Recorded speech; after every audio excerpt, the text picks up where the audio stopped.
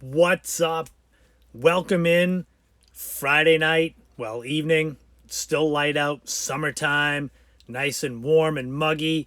Welcome into Without a Map, number 21 in my series of weekly live streams that do as sort of a companion to the In My Footsteps podcast, which you can find anywhere and everywhere you get your podcasts. So, thank you all for either tuning in live or checking it out later when it goes up on IGTV and YouTube. I put timestamps in with the YouTube one because these live streams are off the cuff, without a map. I don't know where it's going. I try to keep it on the main road, but if I see something shiny over there, I'm going to go follow it that way. That's kind of what happens with these. So the gist of it is these are live streams that go along as a companion to the podcast. I joke that it's like my version of Talking Dead.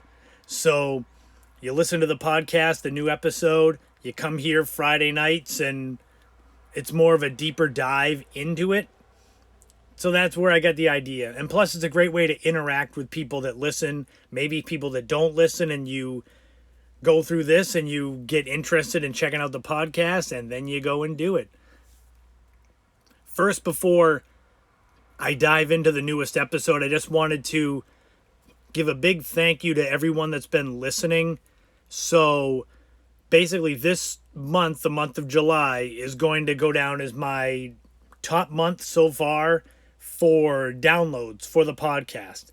And it's great because it's this upward climb.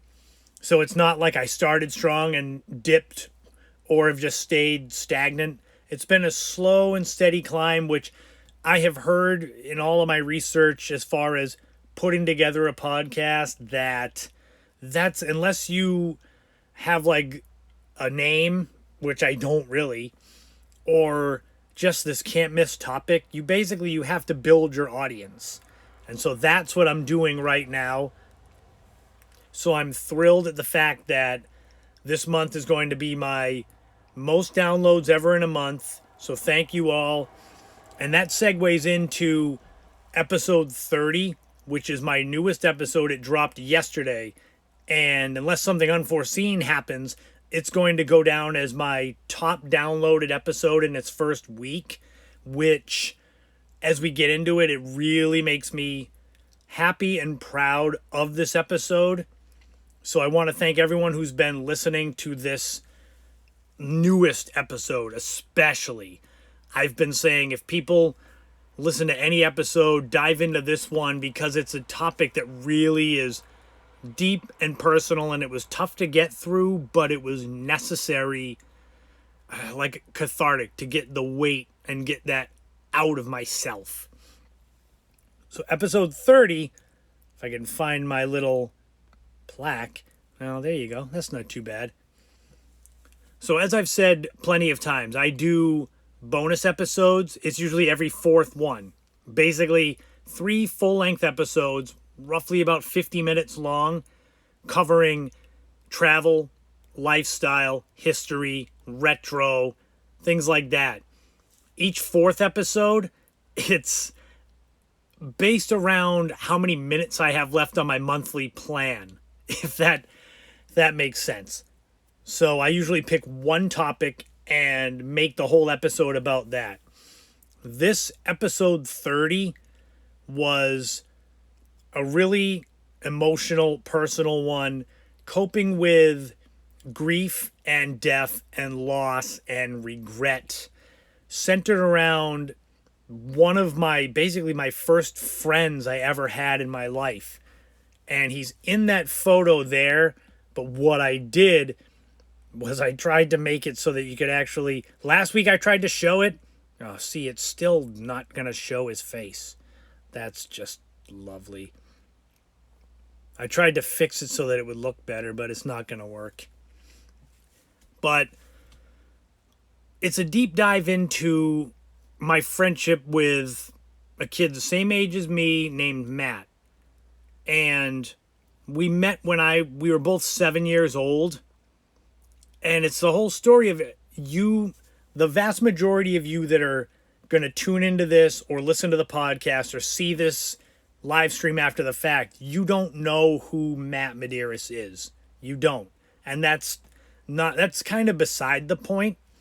The point is that when I talk about our friendship and growing up together and the seminal moments of life that we shared, you all have your own Matt Medeiros in your life. Whether you're still tight with them now or you drifted apart like Matt and I did. We drifted apart for about 20 years. We didn't have some sort of big falling out. It was just the way it went. We went into high school and, we just drifted into a different set of friends, basically. And then my family moved out of the childhood neighborhood I grew up in. And I didn't hear or see of him for about 20 years. And we bumped into each other. This was 5 years ago in a Stop and Shop. There's a little Stop and Shop near where I live. And that kind of became our hangout. It was funny how that happened. And I'm sure some of you have the same, where you seem to bump into the same people in the same place always. And that's how it was with me and Matt. The first time we bumped into each other, we spent like 10 or 15 minutes getting caught up. And then it was like we were caught up on life for the last 20 years. I don't know if that's strictly a guy thing, where you can almost like not see a friend for many years and talk for like 5 minutes. And it's like, okay, we're caught up. So now what's going on today? But that's how it was. And he and I would meet up there accidentally. It wasn't like we called each other and said, hey, go down to Stop and Shop so we can hang out in front of the meat department. We just would always bump into each other. And we became friends on Facebook so I could share photos like that one that I have tried to show for 2 weeks, but it doesn't fit my screen, which is just lovely. And it was nice to reconnect as adults.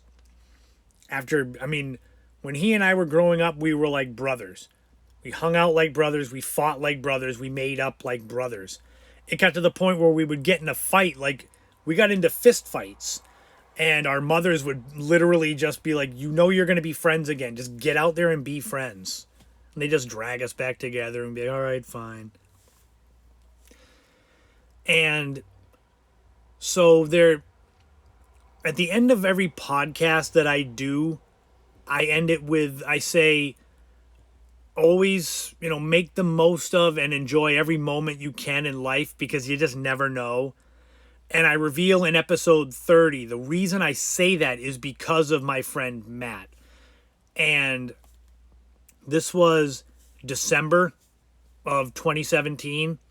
And I had a long, busy day working, and I just wasn't feeling it. I wanted to get into Stop and Shop, get my stuff, get out, go home, and just decompress.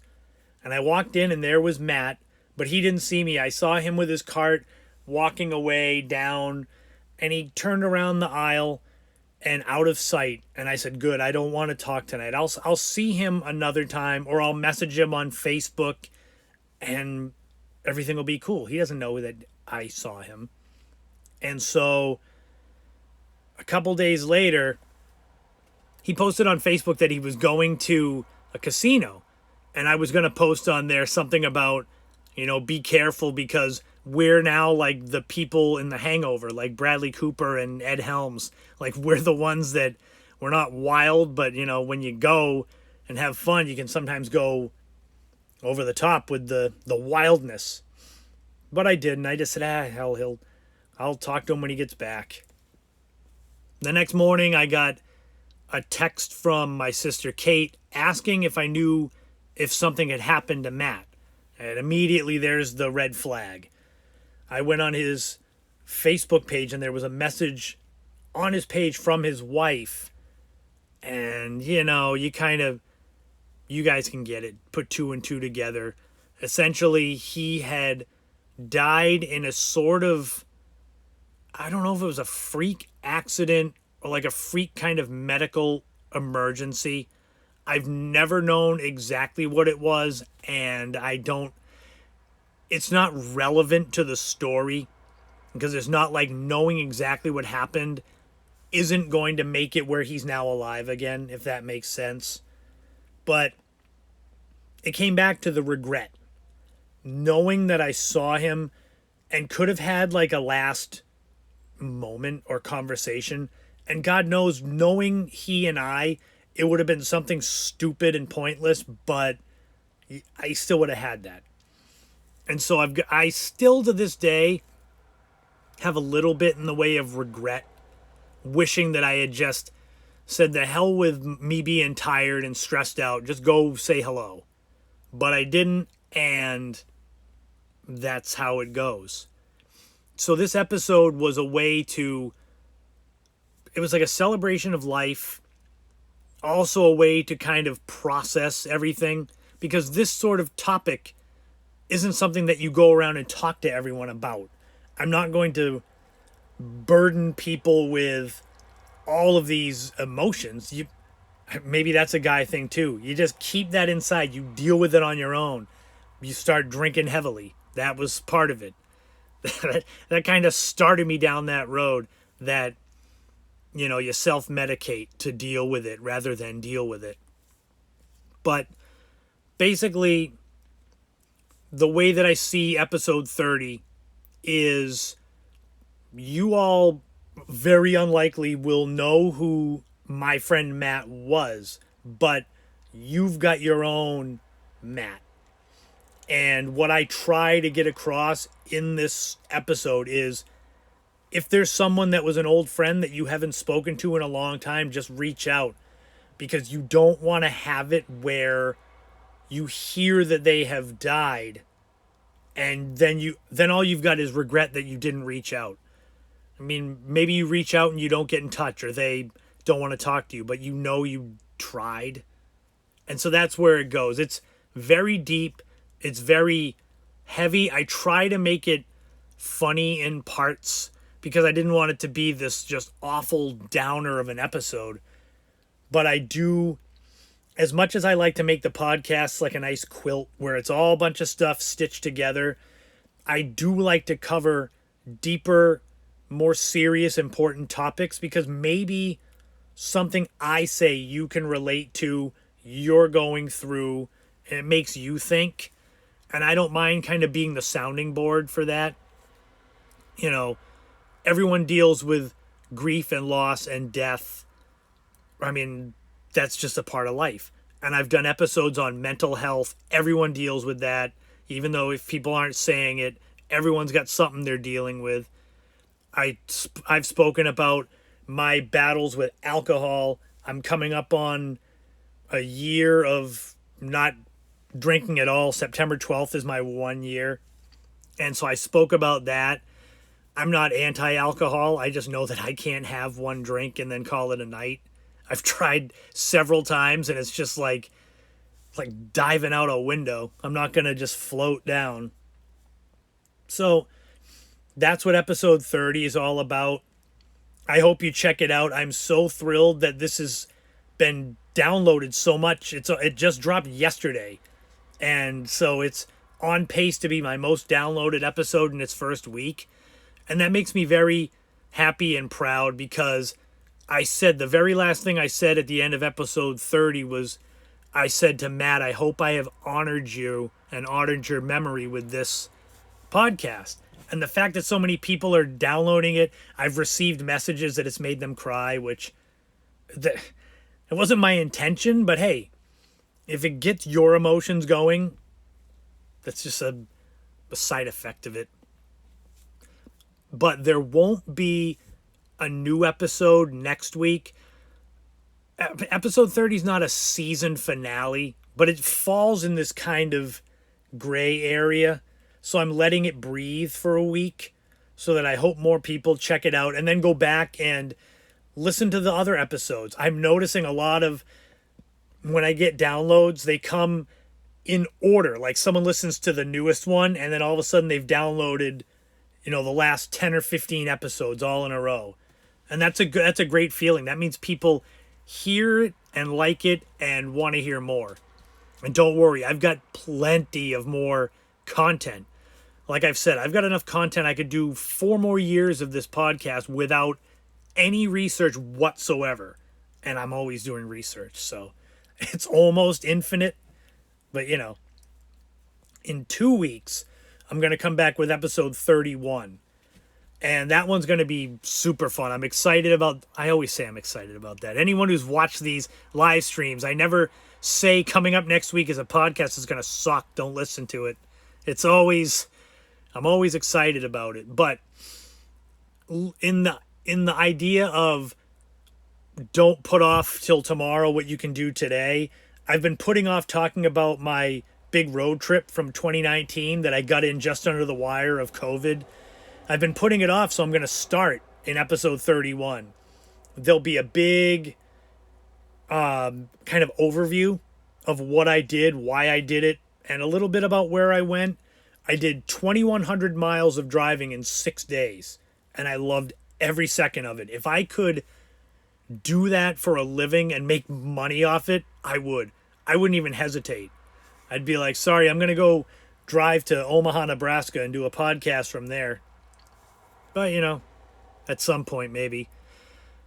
So starting at episode 31, I'm going to do, the road trips are going to all be, you know, I do, it's funny, I sound like I'm just double talking.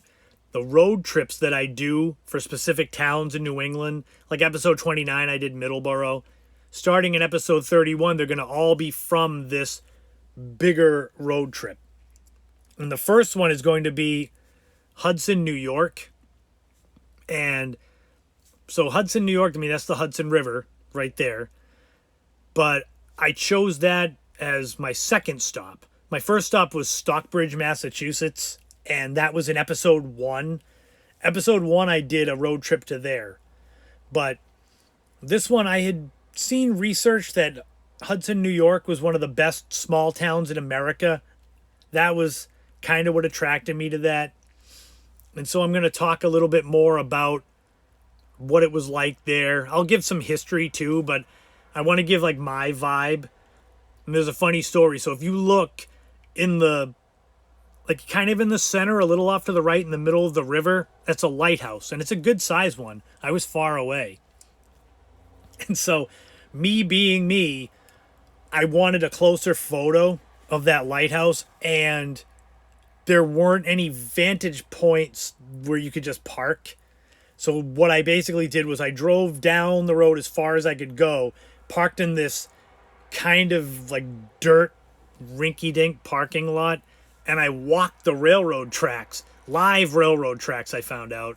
But I walked them until I was parallel to the lighthouse, and then I walked through the thorns and bushes so I could get a nice photo of it up close. And I was literally taking pictures of this this lighthouse is like a square. I could find it on my phone. It might take me a few minutes if I scroll.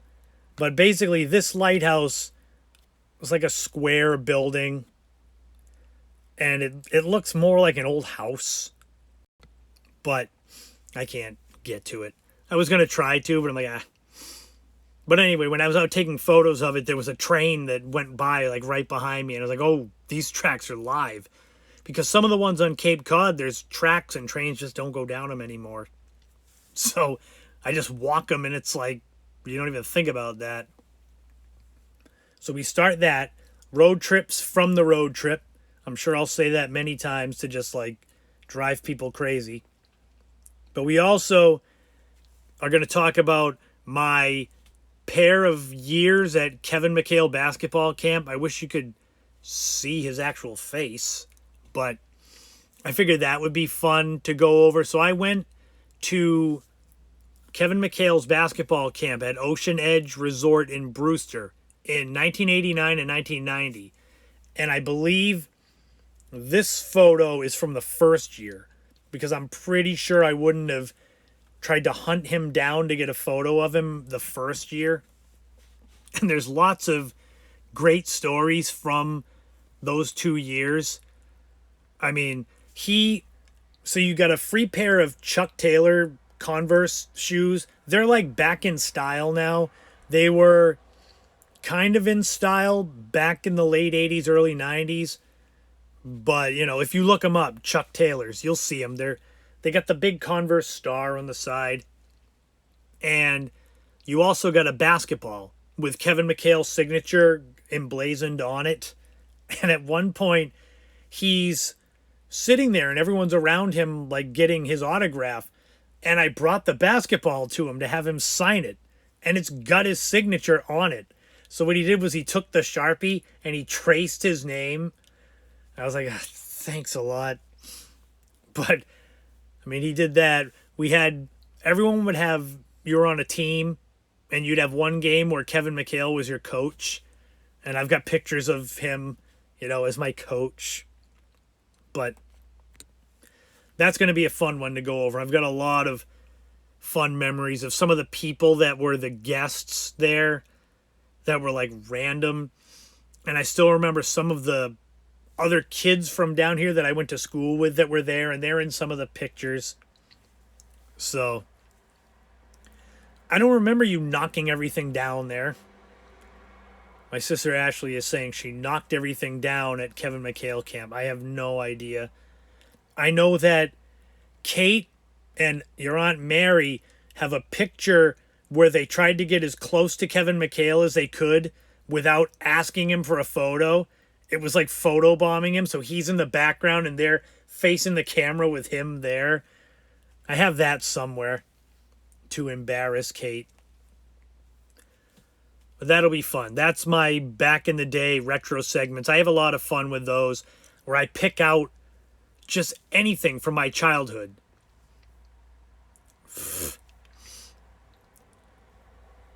I still don't remember that. Maybe I was too busy actually being in the camp. See, that's why I have no idea about you wrecking stuff at Kevin McHale camp. But yeah, as far as back in the day goes, it's literally like, I remember the Astro van. That thing was a classic. We used to have I still don't remember that. I wish we had pictures of that. Of the life-size Kevin McHale getting knocked over. But I remember the Astro van. That thing was great. That thing, look that up. The old Aerostar van. Those things are classic. Jesus. So, besides Kevin McHale camp, besides starting the 2019 road trip off, I do top 5 lists for anyone that's never listened to the podcast. I've started doing those. Coming up, episode 31, it's going to be really good. It's going to be the top 5 concerts that I've ever been to, which it's funny because this one should create less in the way of controversy because these are shows that I went to and it's not. So wait, Ashley ran away and Kevin McHale tried to chase her down? He should have just whipped a basketball at her and just flattened her out. I mean, she was only like 5 years old then, like this big. But as far as top 5 concerts go, like I said, top 5 lists are not in any particular order. So I would think this one may be the least controversial of any top 5 list I've done so far. Because it's all shows I went to, so I'm picking mine out of my own top 5. Now, people listening may be like, ooh, I don't like any of those bands. You should have put someone else. But, we'll see. I leaned heavily into grunge and alternative music when I was a teenager. I was a child of grunge. I mean, that's painfully obvious if you see any photos of me from the mid to late 90s. So naturally, those concerts were ones that I really wanted to go to.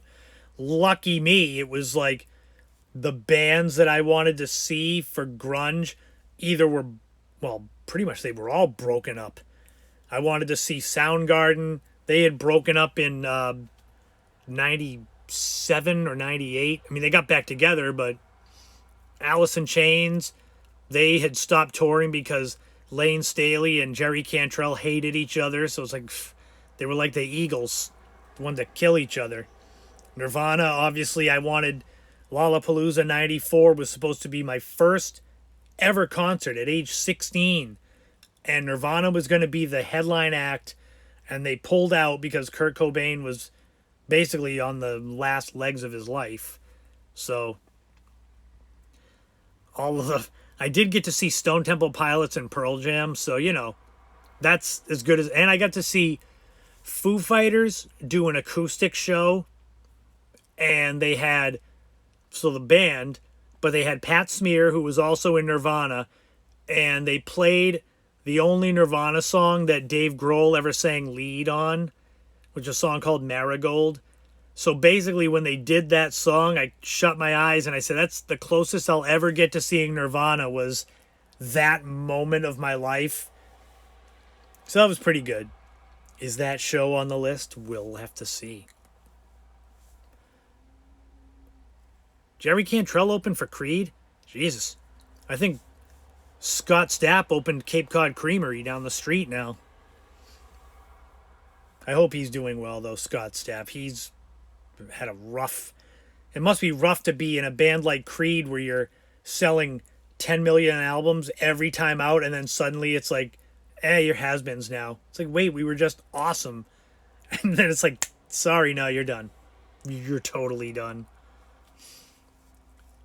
So interestingly, today is the 2-year anniversary of, so people from Cape Cod will know, it's when we had a couple of tornadoes on Cape Cod 2 years ago today. So what I tried to do, you're going to get to, so I pulled my Instagram stories from that day. So this obviously isn't going to show you too much. That's just the aftermath.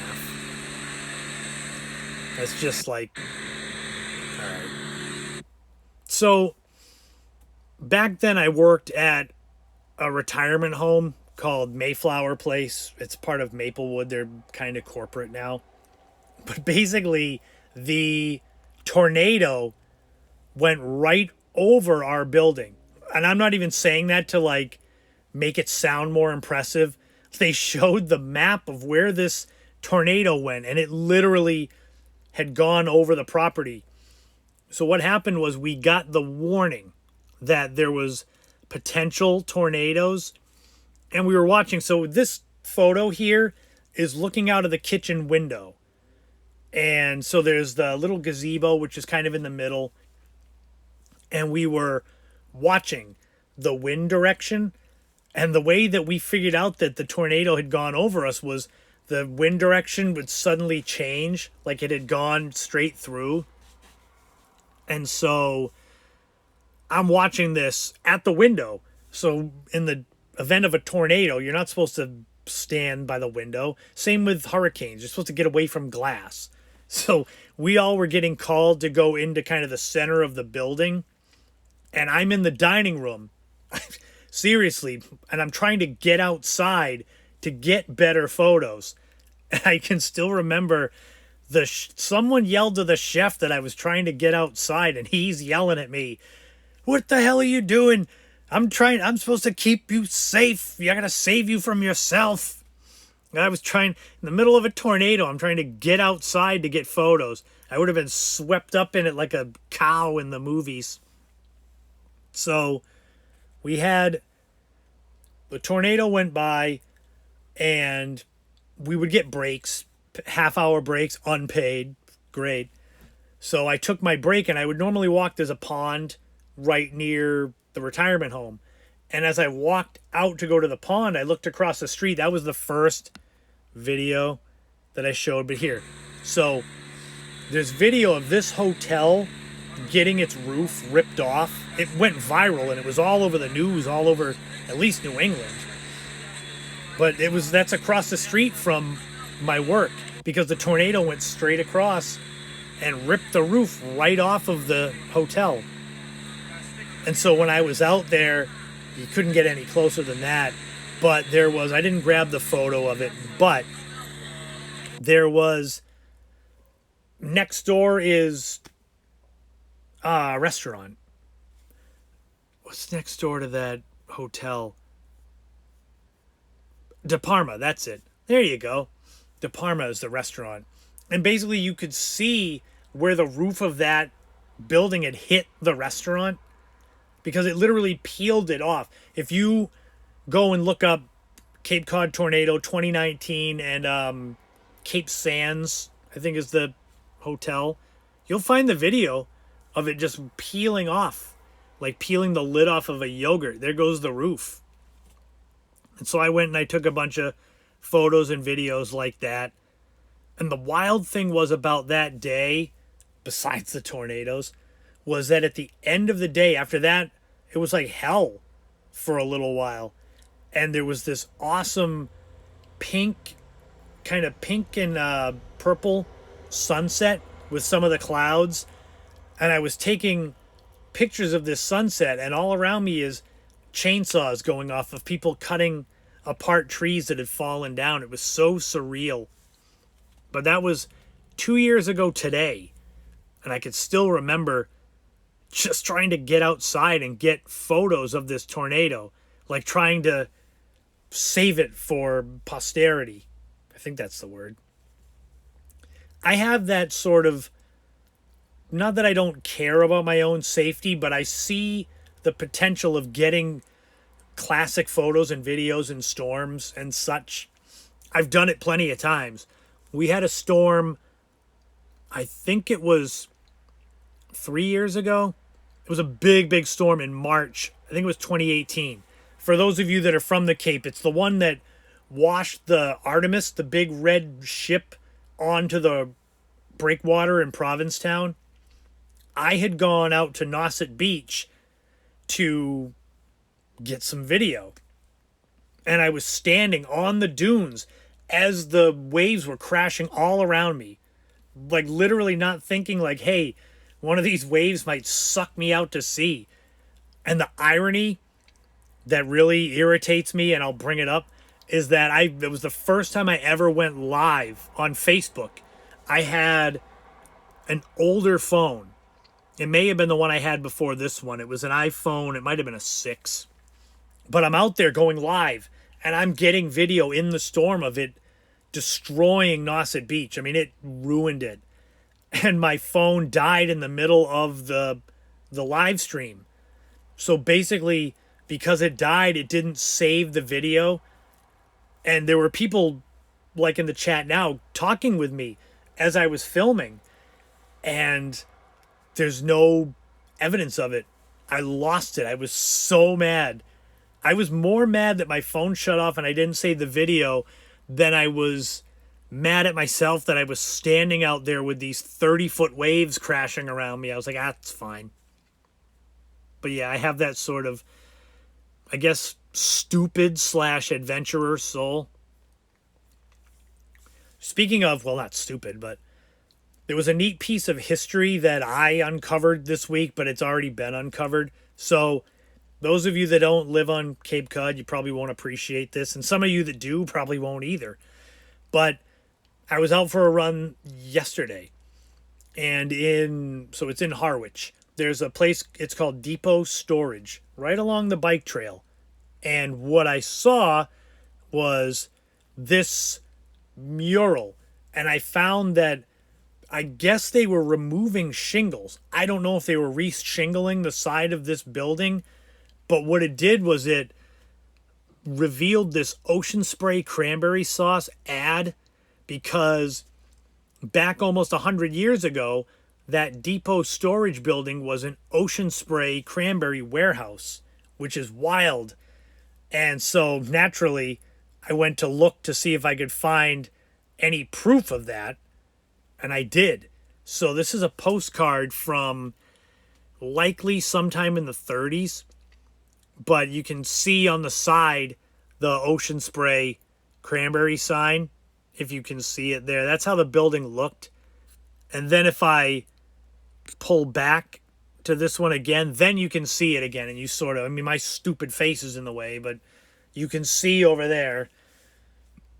I'm big into that, like, then and now and what used to be where. That's a big part of my New England and Cape Cod history stuff, is I like to talk about what used to be in the past and then saying, and now it's this. So then you can go see it and say, oh, wow, that used to be whatever. And it's like, yep, I like that kind of stuff.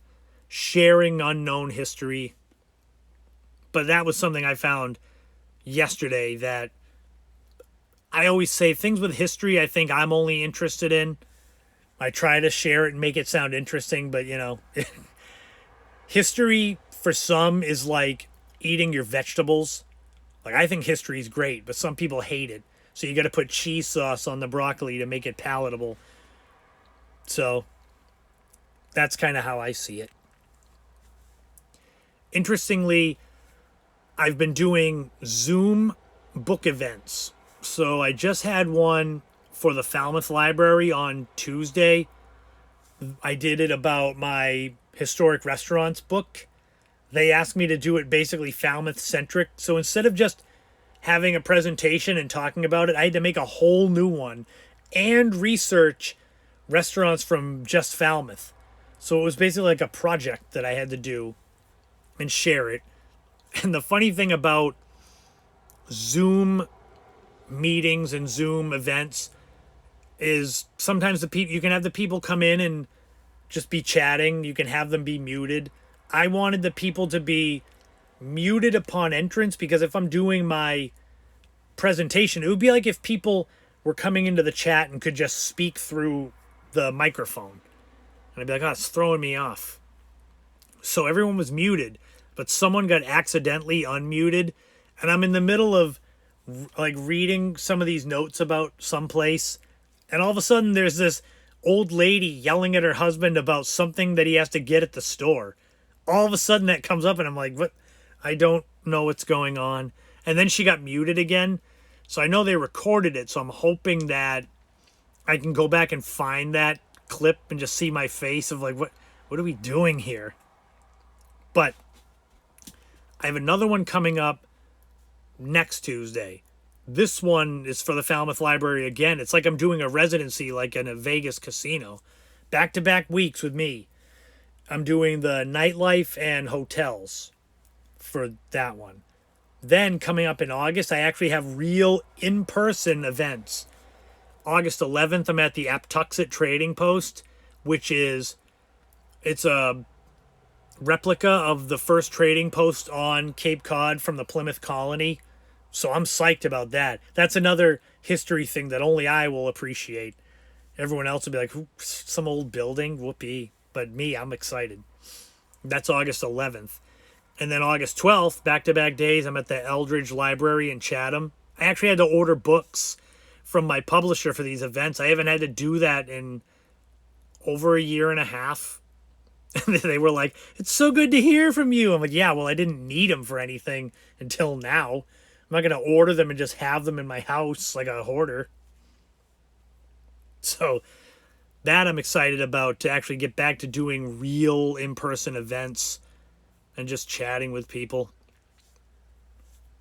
So again, like I said at the top, thank you all so much for tuning into the podcast, making this month my top month, this episode 30 my fastest downloading one so far.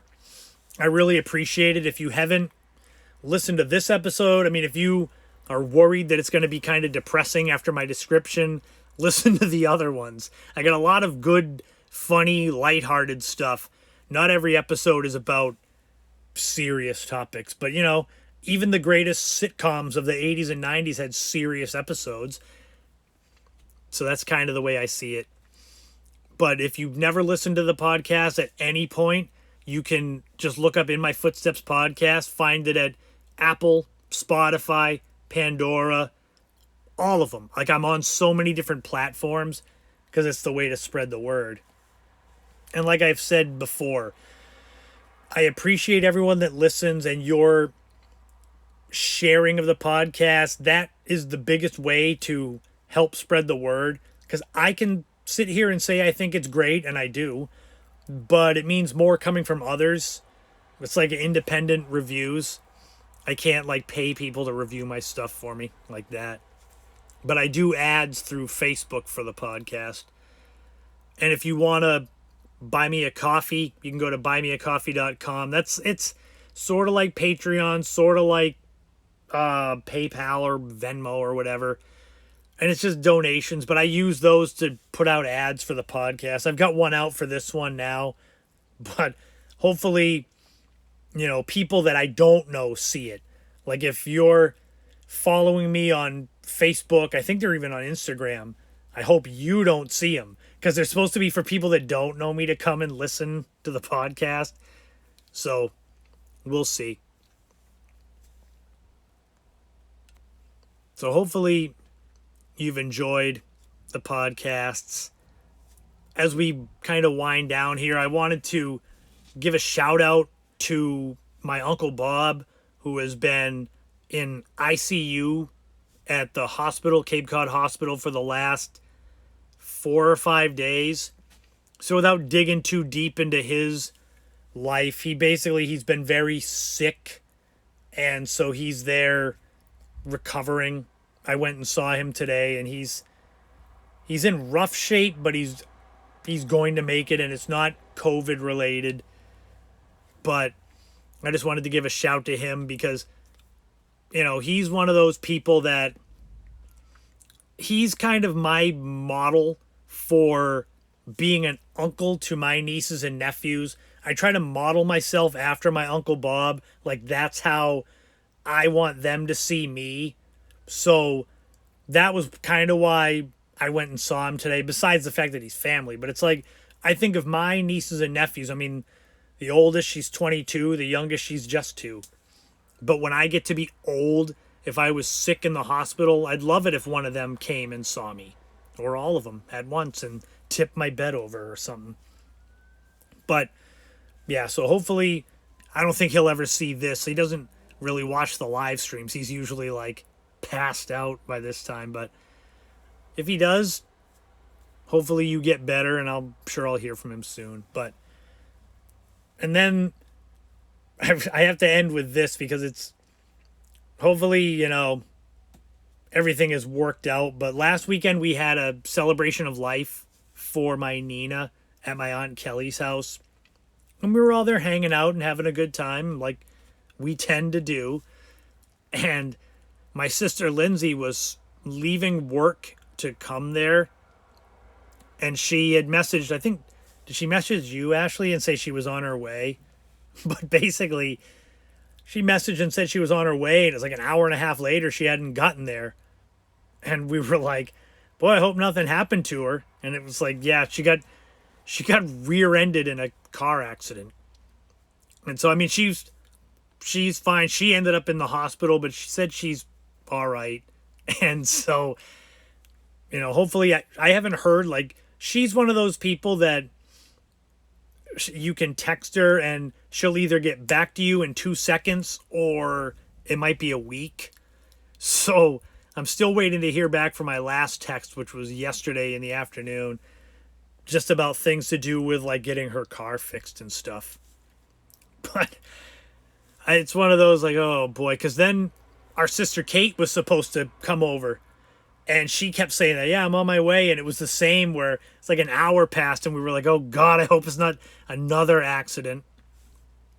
But, yeah, celebrations of life are great, but it's better to have those types of celebrations for the people when they're actually there. And I'm not trying to go full circle and have it be, like, depressing to end, but I've been in that mindset after doing this podcast about my friend Matt to kind of make it where you make the time for those people. And I'm not hypocritical, but God knows I'm not great at it. And I'm trying to be better, but you all should be better than me at it. Because I try, but time, goes by fast. And that's like the famous quote that the problem is you think you have time. And here I am now. I'm 43 years old now, and I still am like, I think of myself as being like 25. And in reality, my oldest niece is closer to that age than I am. But you're only as old as you feel. This is not something like that. But it's one of those, like, I'm trying to express that whole thing about make time, especially after COVID. Like, make time for the people that you can see, especially if you haven't been able to see them. And definitely check out the podcast. That's what this is all about. I have found that these without a map deals actually function as sort of like unofficial podcasts. It's interesting because I go over a lot of the same stuff, but then I have other topics that kind of pop in and I do. So in reality, it's like I do 2 podcasts a week, but I don't advertise for anyone on here. So go check out Wear Your Wish at wearyourwishes.com. That's my sister Kate's clothing, apparel, accessory, jewelry company. She's hit it big with that. It's doing really well. So that's great. Check out the Rail restaurant in Orleans on the way to Nauset Beach. They're pretty new, but great food there. Pleasant Lake Pizza Shark in Brewster. That's one of the owners. I've known her for many years since we worked at the Marshside together. They're doing great.